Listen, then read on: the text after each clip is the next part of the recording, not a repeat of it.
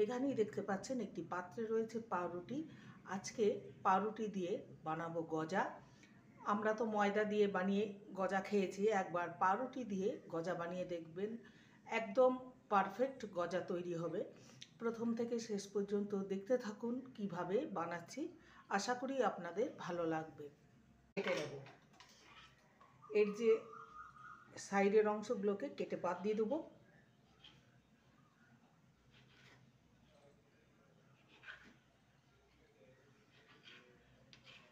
এবার এগুলোকে আমি লম্বা লম্বা করে কেটে নেব।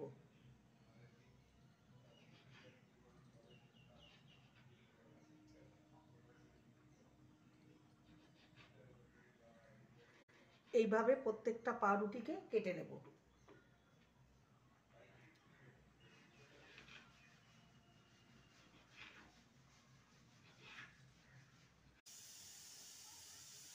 সামান্য ঘি দিলেই হবে, এখানে আমি 1 টিস্পুনের মতন ঘি দিলাম।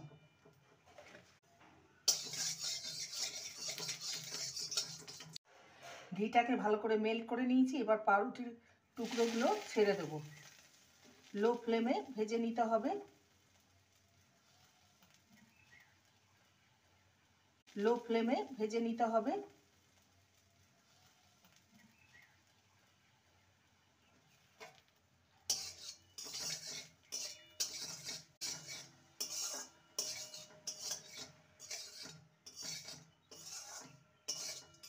একটু সময় ধরে এটাকে ভেজে নিতে হবে।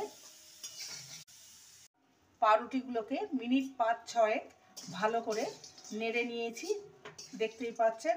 এবার একটা আমি ভেঙে দেখাচ্ছি যে কতটা শক্ত হয়েছে। এই যে মচমচে হয়েছে। এবার এটাকে আমি নামিয়ে নেব। দিয়ে দেবো প্রায় 1 কাপের কাছাকাছি চিনি, দিয়ে দেবো 1/2 কাপ জল। তো এলাচের মুখ ফাটিয়ে নিয়েছি, দিয়ে দেবো। চিনিটাকে মেল্ট করে নেব। চিনিটা পুরোপুরি মেল্ট হয়ে গেছে আর ঘনও হয়ে গেছে। এবারে পাউরুটির টুকরোগুলো দিয়ে দেবো।